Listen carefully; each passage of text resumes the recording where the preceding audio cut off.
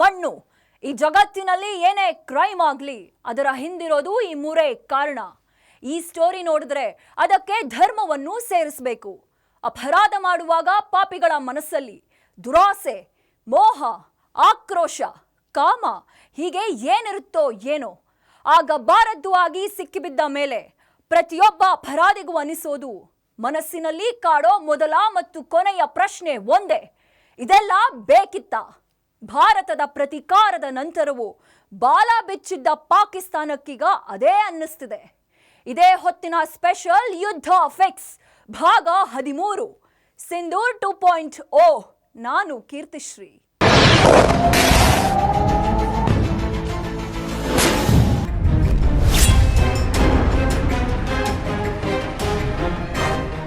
ಬ್ಯಾಡ ಕಂಡ್ರಲ್ಲ ಅಂತ ಹೇಳ್ತೀವಿ, ಕೆಣಕಬೇಡಿ ಕಂಡ್ರಲ್ಲ ಅಂತ ವಾರ್ನಿಂಗ್ ಕೊಡ್ತೀವಿ.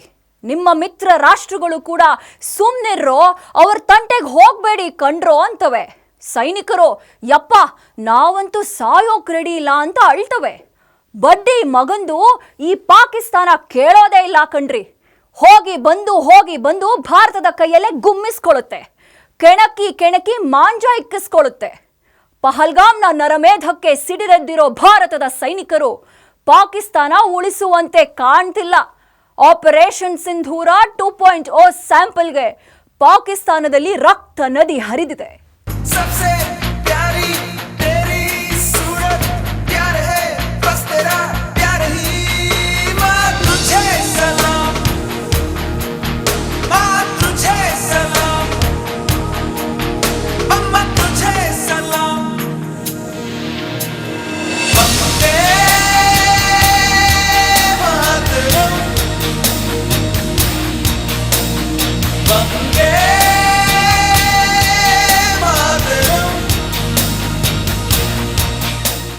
ಗಾಯಗೊಂಡ ಸಿಂಹದ ಉಸಿರು ಗರ್ಜನೆಗಿಂತ ಭಯಂಕರವಾಗಿರುತ್ತೆ.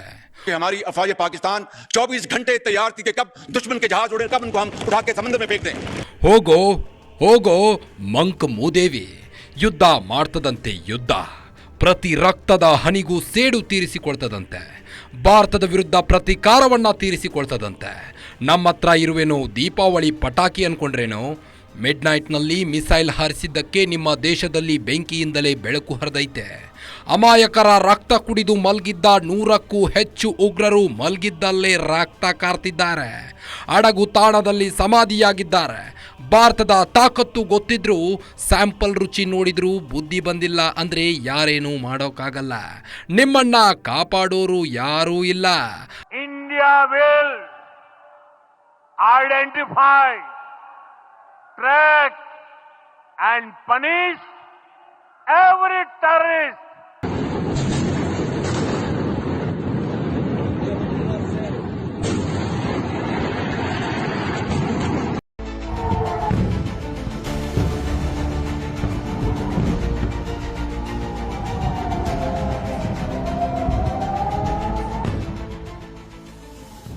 ಅಲೆಲೆಲೆ ಪಾಪಿ ಪಾಕಿಸ್ತಾನ, ನೀವು ಚಾಪೆ ಕೆಳಗೆ ನುಗ್ಗಿದ್ರೆ ನಾವು ರಂಗೋಲಿ ಕೆಳಗೆ ನುಗ್ತೇವೆ.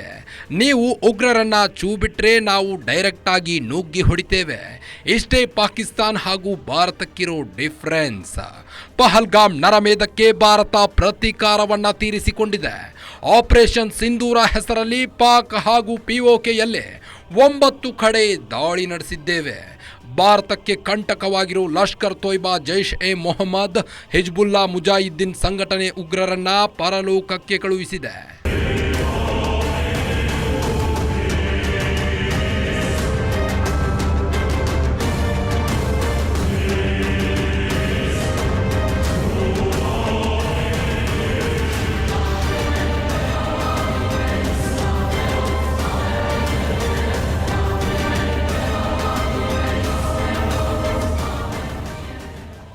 ಭಾರತದ ಪ್ರತೀಕಾರದ ದಾಳಿಗೆ ಪಾಕಿಸ್ತಾನ್ ಉಡಿಸ್ಸಾಗಿದೆ.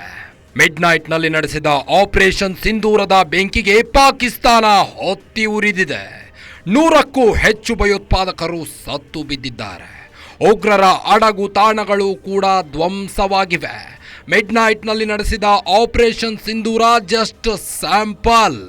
ಅಸಲಿ ಯುದ್ಧ ಈಗ ಸ್ಟಾರ್ಟ್ ಆಗಿದೆ ನೋಡಿ.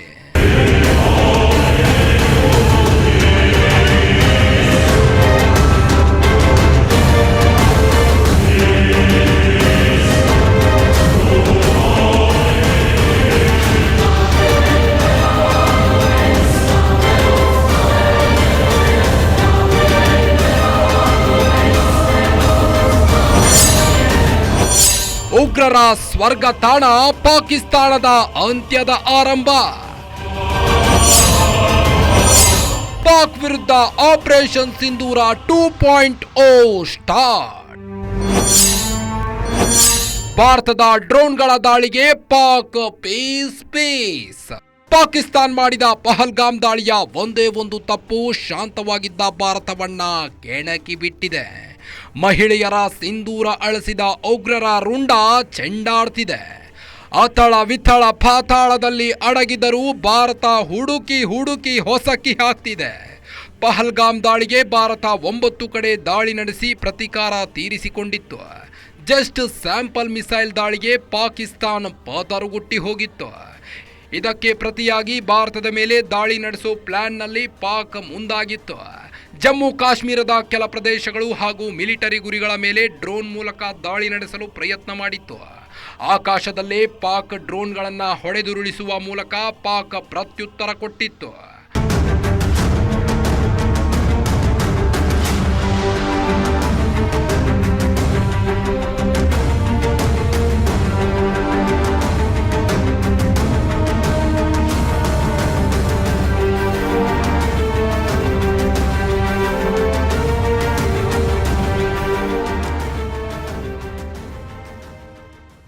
ಭಾರತ ರಕ್ಷಣಾ ಇಲಾಖೆ ಆಪರೇಷನ್ ಸಿಂಧೂರ ಇಷ್ಟಕ್ಕೆ ಮುಗಿದಿಲ್ಲ ಅಂತ ಹೇಳಿತ್ತು.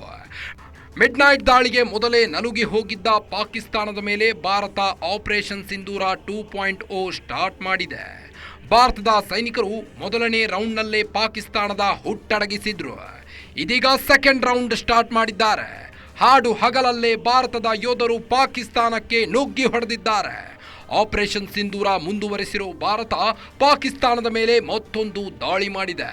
ಲಾಹೋರ್, ಕರಾಚಿ ಮತ್ತು ರಾವಲ್ಪಿಂಡಿ ಸೇರಿದಂತೆ ಒಟ್ಟು 12 ಕಡೆಯಲ್ಲಿ ಭಾರತ ಡ್ರೋನ್ ದಾಳಿ ನಡೆಸಿದೆ.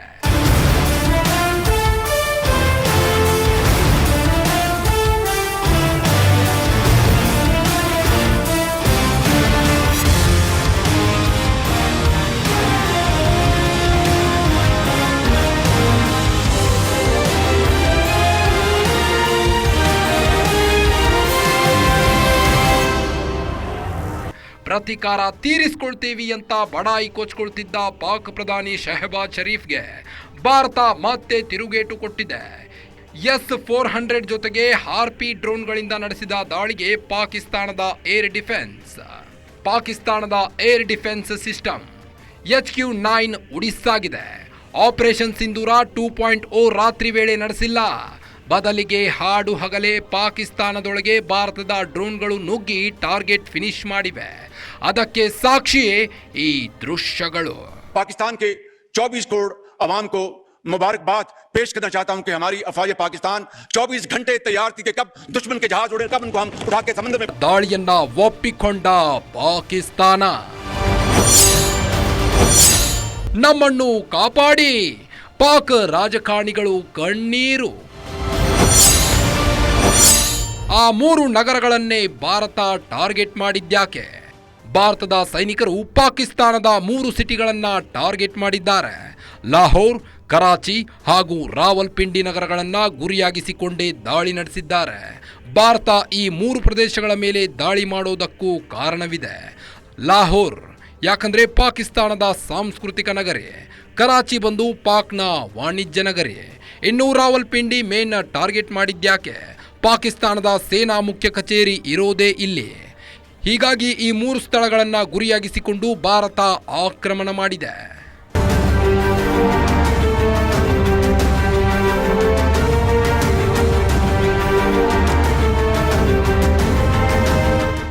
ಭಾರತ ಮತ್ತೆ ದಾಳಿ ಮಾಡುತ್ತೆ ಅಂತ ಪಾಕಿಸ್ತಾನ್ ಅಂದ್ಕೊಂಡಿರಲಿಲ್ಲ. ನಿರೀಕ್ಷೆನೂ ಮಾಡೋಕ್ಕಾಗದಂತೆ ಭಾರತದ ಸೈನಿಕರು ಬಿಸಿ ಮುಟ್ಟಿಸಿದ್ದಾರೆ. ಇನ್ನು ಭಾರತದ ದಾಳಿಯನ್ನ ಪಾಕಿಸ್ತಾನ್ ಒಪ್ಪಿಕೊಂಡಿದೆ. ಪಾಕ್ ವಾಯುಸೇನಾ ವಕ್ತಾರ ಅಹಮದ್ ಶರೀಫ್ ಮಾಹಿತಿ ನೀಡಿದ್ದಾರೆ. अफसोस से एक ड्रोन जोन सा है, it manage to engage a military target near Lahore, जिसमें हमारे अफवाज पाकिस्तान फौज के 4 फर्द जख्मी भी हुए हैं और इक्विपमेंट को माइनर डैमेज भी हुआ है. इसी तरह म्यानो सिंध में एक सिविलियन की शहादत की और एक सिविलियन के जख्मी होने की भी इत्तला है। ಭಾರತದಿಂದ ಡ್ರೋನ್ಗಳು ಬಂದು ಅಪ್ಪಳಿಸುತ್ತಿದ್ದಂತೆ ಪಾಕಿಸ್ತಾನದ ಜನರು ಬೆಚ್ಚಿ ಬಿದ್ದಿದ್ದಾರೆ. ಅಲ್ಲಿನ ರಾಜಕಾರಣಿಗಳಂತೂ ನಮ್ಮನ್ನ ಕಾಪಾಡಿ ಅಂತ ಲಬೋ ಲಬೋ ಅಂತ ಬಾಯಿ ಬಡ್ಕೊಳ್ತಿದ್ದಾರೆ. ಸಂಸತ್ನಲ್ಲಿ ಸಂಸದರು ನಮ್ಮನ್ನ ಕಾಪಾಡಿ ಅಂತ ಅಂಗಲಾಚಿ ಬೇಡಿಕೊಳ್ತಾ ಕಣ್ಣೀರು ಹಾಕ್ತಿದ್ದಾರೆ. तो इसलिए जनाब स्पीकर ये बात वाज़ा कर देनी चाहिए, हमारी कौम यकजा है। मैं इन सब से कहूंगा कि मिल के चलो और अपने रब से रुजू करो। हिंदुस्तान एक प्लान के साथ कर रहा है। मैं समझती हूँ कि हमें भी अपने लोगों को वो जो पैनिक इतना कर रहे हैं उसके लिए हमें कोई ऐसा डिसीजन लेना चाहिए। ಭಾರತವನ್ನ ಕೆಣಕಿದ್ರೆ ಏನಾಗುತ್ತೆ ಅನ್ನೋದಕ್ಕೆ ಇದಕ್ಕಿಂತ ಸಾಕ್ಷಿ ಬೇಕಾ? ಭಾರತ ಯುದ್ಧ ಮಾಡ್ತಿರೋದಕ್ಕೆ ಸಾಕ್ಷಿಗಳಿದೆಯಾ ಅನ್ನೋ ಪ್ರಶ್ನೆಗೆ ಈ ವಿಡಿಯೋಗಳೇ ಉತ್ತರ ಕೊಡ್ತಿವೆ. ಪಾಕ್ ಪ್ರಜೆಗಳು ಹಾಗೂ ರಾಜಕಾರಣಿಗಳು ನಮ್ಮನ್ನ ಕಾಪಾಡಿ ಅಂತ ಬೇಡಿಕೊಳ್ತಿರೋದೇ ಭಾರತದ ತಾಕತ್ತು ತೋರಿಸ್ತಿದೆ.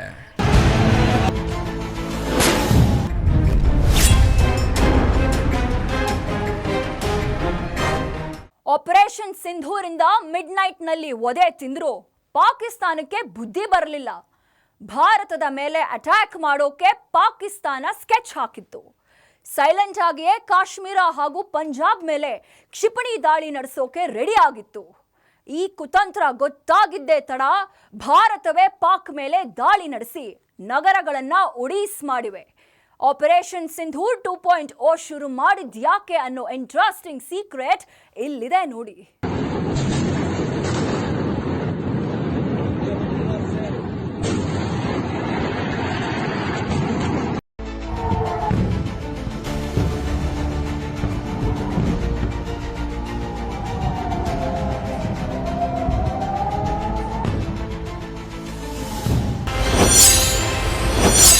ಒದೆ ತಿಂದ್ರು ಮತ್ತೆ ಬಾಲ ಬಿಚ್ಚಿದ ಪಾಕಿಸ್ತಾನ. ಶೆಲ್ ದಾಳಿ, 15 ನಗರಗಳ ಮೇಲೆ ಪಾಕ್ ಸ್ಕೆಚ್. ನಾಯಿ ಬಾಲಕ್ಕೆ ದಬ್ಬೆ ಕಟ್ಟಿದ್ರು ಡೊಂಕೆ ಅಂತಾರಲ್ಲ, ಪಾಕಿಸ್ತಾನ್ ಬುದ್ಧಿನೂ ಹಾಗೇನೆ. ಪಹಲ್ಗಾಮ್ ದಾಳಿಗೆ ಪಾಕ್ ಸರಿಯಾಗಿ ತಿರುಗೇಟು ಕೊಟ್ಟಿದೆ, ದೇಶದೊಳಗೆ ನುಗ್ಗಿ ಹೊಡಿತಿದೆ. ಆದಾಗಿಯೂ ಪಾಕಿಸ್ತಾನ್ ಮಾತ್ರ ತನ್ನ ಕಂತ್ರಿ ಬುದ್ಧಿ ಬಿಡ್ತಿಲ್ಲ. ಭಾರತದ ಸೇನಾ ಕಾರ್ಯಾಚರಣೆಯಿಂದ ಕುಂದು ಹೋಗಿದ್ದ ಪಾಕ್ ಸೇನೆ ಜಮ್ಮು ಕಾಶ್ಮೀರದ ಮೇಲೆ ಗುಂಡಿನ ದಾಳಿಯನ್ನ ನಡೆಸಿದೆ. ಗುಂಡಿನ ದಾಳಿ ಜೊತೆಗೆ ಮಾರ್ಟರ್ ಶೆಲ್ನಿಂದ ಆಕ್ರಮಣ ಮಾಡಿದೆ. ಪಾಕ್ ಸೇನೆ ಅಥವಾ ಉಗ್ರರು ಏನಾದರೂ ಕಿತಾಪತಿ ಮಾಡ್ತಾರೆ ಅಂತ ಭಾರತಕ್ಕೆ ಗೊತ್ತಿತ್ತು.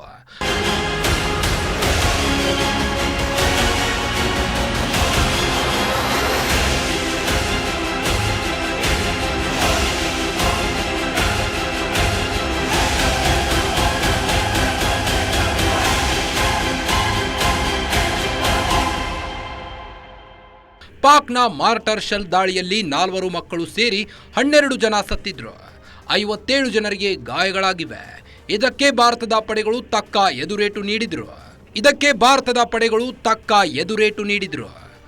ಎರಡೂ ಕಡೆಯೂ ಫೈರಿಂಗ್ ನಡೆದಿದೆ. ಇದರ ಮಧ್ಯೆ ಭಾರತಕ್ಕೆ ಪಾಕಿಸ್ತಾನ ಮಾಡಿರೋ ಪ್ಲಾನ್ ಗೊತ್ತಾಗಿತ್ತು. ಒಂದಲ್ಲ ಎರಡಲ್ಲ, ಬರೋಬ್ಬರಿ 15 ನಗರಗಳ ಮೇಲೆ ದಾಳಿ ನಡೆಸೋಕೆ ಸ್ಕೆಚ್ ಹಾಕಿತ್ತು. 15 ನಗರಗಳ ಮೇಲೆ ಮಿಸೈಲ್ ದಾಳಿ ಮಾಡೋಕೆ ಪಾಕ್ ಸೇನೆ ಯೋಜನೆ ರೂಪಿಸಿತ್ತು. ಅದ್ಯಾವಾಗ ಮುಟ್ಟಿ ನೋಡಿಕೊಳ್ಳುವಂತೆ ಭಾರತ ಪೆಟ್ಟು ನೀಡಿದ್ರು. ಪಾಕಿಸ್ತಾನ ದಾಳಿ ಮಾಡೋಕೆ ಪ್ಲಾನ್ ಮಾಡಿದ್ದೇ 2ನೇ ಹಂತದ ಆಪರೇಷನ್ ಸಿಂಧೂರ ಆರಂಭಕ್ಕೆ ಕಾರಣವಾಗಿದ್ದು.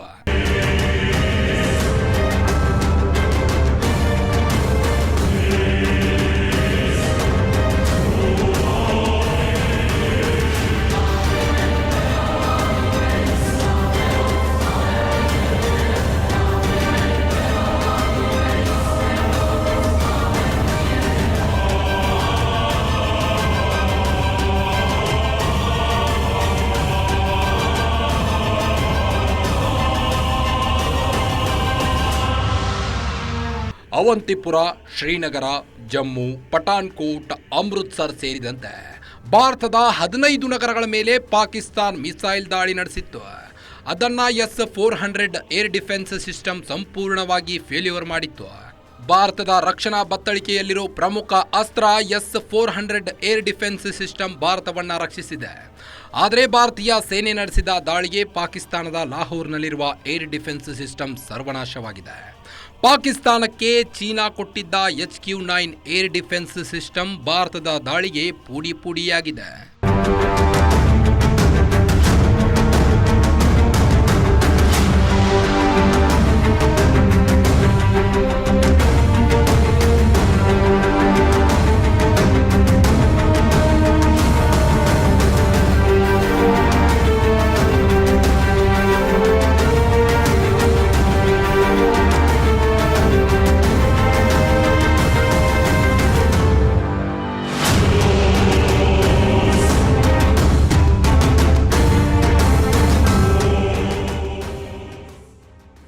ಪಾಕಿಸ್ತಾನದ ಮೇಲೆ ಪ್ರತೀಕಾರದ ದಾಳಿ ಇಷ್ಟಕ್ಕೆ ಮುಗಿಯಲ್ಲ. ಈಗ ಶುರುವಾಗಿರೋದು ಪಾಕ್ನ ಅಂತ್ಯದ ಆರಂಭ. ಶತ್ರು ರಾಷ್ಟ್ರಗಳ ಮೇಲೆ ಭಾರತ ಮತ್ತಷ್ಟು ದಾಳಿ ಮಾಡುತ್ತೆ. ಡ್ರೋನ್ಗಳು ಮಿಸೈಲ್ಗಳನ್ನ ಹಾರಿಸಿ ಚಿಂದಿ ಉಡಾಯಿಸುತ್ತೆ. ಇದಕ್ಕೆ ಪ್ರತಿಯಾಗಿ ಕೌಂಟರ್ ಕೊಡೋಕೆ ಬಂದ್ರೆ ಭಾರತ ಇನ್ನಿಲ್ಲದಂತೆ ಮಾಡುತ್ತೆ. ಯಾಕಂದ್ರೆ ಭಾರತದ ಸೈನಿಕರು ದೊಡ್ಡ ತಲೆಯನ್ನೇ ಉರುಳಿಸಿದ್ದಾರೆ. ಆತನ ಸಾವು ಪಾಕ್ ಪ್ರಧಾನಿ ಶಹಬಾಜ್ ಶರೀಫ್ನ ಜಂಗಾಬಲವನ್ನೇ ಅಲುಗಾಡಿಸಿದೆ. ಆತ ಬೇರೆ ಯಾರೂ ಅಲ್ಲ, ರಾಕ್ಷಸ Abdul Azhar. Kandahar hijack mastermind ಮಟ್ಯಾಶ್ 25 ವರ್ಷಗಳ ಸೇಡು ತೀರಿಸಿಕೊಂಡ ಜೇಮ್ಸ್ ಬಾಂಡ್. ಭಾರತದ ಆಪರೇಷನ್ ಸಿಂಧೂರ ಕಾರ್ಯಾಚರಣೆಯಲ್ಲಿ ದೊಡ್ಡ ತಲೆಯೇ ಉರುಳಿದೆ. ಜೈಷ್ ಎ ಮೊಹಮ್ಮದ್ ಪ್ರಧಾನ ಕಚೇರಿ ಬಹಾವಲ್ಪುರದಲ್ಲಿ ನಡೆದ ಮಿಸೈಲ್ ದಾಳಿಗೆ ಮೋಸ್ಟ್ ವಾಂಟೆಡ್ ಉಗ್ರ ಸತ್ತಿದ್ದಾನೆ. ಆತ ಜೈಷ್ ಎ ಮೊಹಮ್ಮದ್ ಮುಖ್ಯಸ್ಥ ಮಸೂದ್ ಅಜರ್ ಸಹೋದರ ಅಬ್ದುಲ್ ರೌಫ್ ಅಜರ್. ಅಂದು 1999 ಡಿಸೆಂಬರ್ 24 ನೇಪಾಳದ ಕಠ್ಮಂಡುವಿನಿಂದ 190 ಪ್ರಯಾಣಿಕರನ್ನ ಹೊತ್ತು ಭಾರತದ ರಾಜಧಾನಿ ದಿಲ್ಲಿಗೆ ಇಂಡಿಯನ್ ಏರ್ಲೈನ್ಸ್ IC-814 ಫ್ಲೈಟ್ ಬರ್ತಿತ್ತು. ಇದನ್ನು ಉಗ್ರರು ಹೈಜಾಕ್ ಮಾಡಿದ್ರು. ಈ ವಿಮಾನವನ್ನ ಅಫ್ಘಾನಿಸ್ತಾನದ ಕಂದಹಾರ್ಗೆ ಒಯ್ತಿದ್ದ ಭಯೋತ್ಪಾದಕರು ಭಾರತೀಯ ಪ್ರಯಾಣಿಕರ ಬಿಡುಗಡೆಗೆ ಕಂಡೀಷನ್ ಹಾಕಿದ್ರು. ಭಾರತದ ಜೈಲಿನಲ್ಲಿದ್ದ ಮಸೂದ್ ಅಜರ್ ಸೇರಿದಂತೆ ಒಟ್ಟು 3 ಕುಖ್ಯಾತ ಭಯೋತ್ಪಾದಕರನ್ನ ರಿಲೀಸ್ ಮಾಡುವಂತೆ ಕಂಡೀಷನ್ ಹಾಕಿದ್ರು. ಸುಮಾರು 7 ದಿನಗಳ ಕಾಲ ಸಂಧಾನ ನಡೆದು 3 ಉಗ್ರರನ್ನ ರಿಲೀಸ್ ಮಾಡಲಾಗಿದೆ. ಕಂದಹಾರ್ ಹೈಜಾಕ್ನ ಮಾಸ್ಟರ್ ಮೈಂಡೇ ಅಬ್ದುಲ್ ರೌಫ್ ಅಜರ್. ಇದೊಂದೇ ಅಲ್ಲ, ಸಹೋದರ ಮೌಲಾನಾ ಮಸೂದ್ ಅಜರ್ ಹಾಗೂ ಅಬ್ದುಲ್ ಅಜರ್ ಸೇರ್ಕೊಂಡು 2001ರ ಸಂಸತ್ ದಾಳಿ ನಡೆಸಿದ್ರು. 2008ರ ಮುಂಬೈ ದಾಳಿ ಹಾಗೂ 2019ರ ಪುಲ್ವಾಮಾ ದಾಳಿಗಳ ಮಾಸ್ಟರ್ ಮೈಂಡ್ಗಳಾಗಿದ್ರು. 25 ವರ್ಷದ ಹಿಂದೆ ಜೇಮ್ಸ್ ಬಾಂಡ್ ಅಜಿತ್ ದೋವಲ್ ಸಂಧಾನ ನಡೆಸಿ ಉಗ್ರರನ್ನ ರಿಲೀಸ್ ಮಾಡಿ 190 ಪ್ರಯಾಣಿಕರ ಪ್ರಾಣ ಉಳಿಸಿದ್ರು. ಅಲ್ಲಿಂದಾಚೆಗೆ ಪಾಕಿಸ್ತಾನದಲ್ಲೇ ಅಬ್ದುಲ್ ಅಜರ್ ಇದ್ದಾನೆ ಅನ್ನೋದು ಬಿಟ್ರೆ ಎಲ್ಲಿದ್ದಾನೆ ಅನ್ನೋ ಪ್ರತೀಕಾರದ ಸ್ಯಾಂಪಲ್ ತೋರಿಸ್ತಿದೆ. ಸದ್ಯದಲ್ಲೇ ಅಸಲಿ ಯುದ್ಧ ನಡೆಯಲಿದೆ.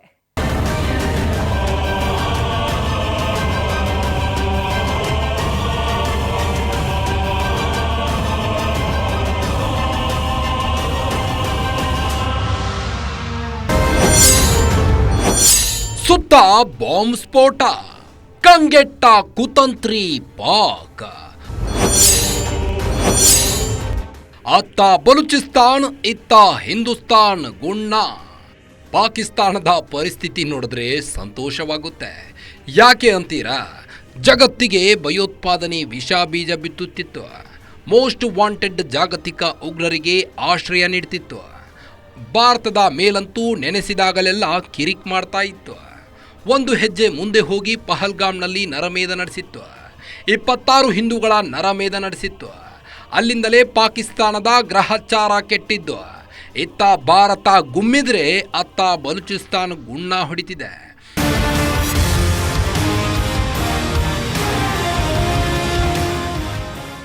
ಬಲೂಚಿಸ್ತಾನ್ ಪಾಕಿಸ್ತಾನದೊಳಗೆ ಇದೆ. ಪ್ರತ್ಯೇಕ ರಾಷ್ಟ್ರಕ್ಕಾಗಿ ಹೋರಾಟ ಮಾಡ್ತಿದೆ. ಮಾರ್ಚ್ ತಿಂಗಳಲ್ಲಿ ಕ್ವೆಟ್ಟಾದಿಂದ ಪೇಶಾವರಕ್ಕೆ ಹೋಗ್ತಿದ್ದ ಜಾಫರ್ ಎಕ್ಸ್ಪ್ರೆಸ್ ರೈಲನ್ನ ಬಲೂಚಿಸ್ತಾನದ ಬಂಡುಕೋರರ ಗುಂಪು ಹೈಜಾಕ್ ಮಾಡಿತ್ತು. ಈ ಘಟನೆಯಲ್ಲಿ 21 ನಾಗರಿಕರು ಮತ್ತು 4 ಸೈನಿಕರು ಮೃತಪಟ್ಟಿದ್ರು. ಇದಾದ ಮೇಲೆ ಬಲೂಚಿಸ್ತಾನ್ ಪಾಕ್ ಸೈನಿಕರನ್ನ ಗುರಿಯಾಗಿಸಿಕೊಂಡು ಮತ್ತಷ್ಟು ದಾಳಿ ನಡೆಸ್ತಿವೆ. ಭಾರತ ಆಪರೇಷನ್ ಸಿಂಧೂರ ಕಾರ್ಯಾಚರಣೆ ಬೆನ್ನಲ್ಲೇ ಬಲೂಚಿಸ್ತಾನ್ ಲಿಬರೇಷನ್ ಆರ್ಮಿ ಕೂಡ ಪಾಕ್ ಸೇನೆಗೆ ಬಿಸಿ ಮುಟ್ಟಿಸಿದೆ. ಬಲೂಚಿಸ್ತಾನದ ಕಚ್ಚಿ ಜಿಲ್ಲೆಯ ರಸ್ತೆಯಲ್ಲಿ ಸಾಗ್ತಿದ್ದ ಪಾಕ್ನ 12 ಸೈನಿಕರ ವಾಹನದ ಮೇಲೆ LED ಮೂಲಕ ದಾಳಿ ನಡೆಸಿದೆ.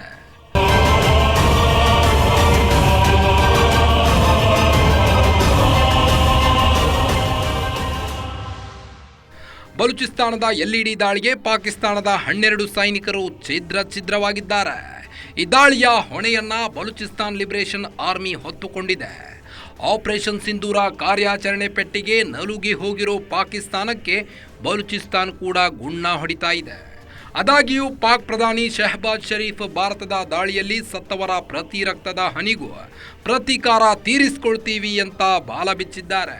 और पाकिस्तान के 24 करोड़ अवाम को मुबारकबाद पेश करना चाहता हूं कि हमारी अफवाज पाकिस्तान 24 घंटे तैयार थी कि कब दुश्मन के जहाज उड़े, कब उनको हम उठा के समंदर में फेंक दें.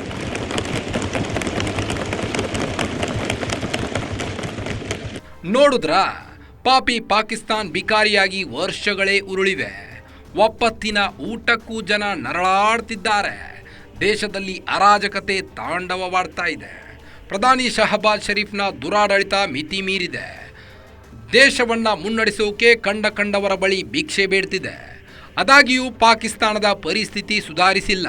ಇಡೀ ದೇಶವೇ ದುಸ್ಥಿತಿಗೆ ತಲುಪಿದ್ರೂ ಪಾಕ್ ಪ್ರಧಾನಿ ಪ್ರತೀಕಾರ ತೀರಿಸಿಕೊಳ್ತಾರಂತೆ.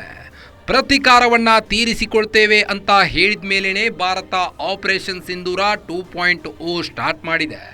ಏನಾದರೂ ಪ್ರತೀಕಾರ ಅನ್ಕೊಂಡು ದಾಳಿಗೆ ಬಂದ್ರೆ ನಿಮ್ಮನ್ನ ಆ ದೇವರು ಕೂಡ ಕಾಪಾಡೋಕ್ಕಾಗಲ್ಲ.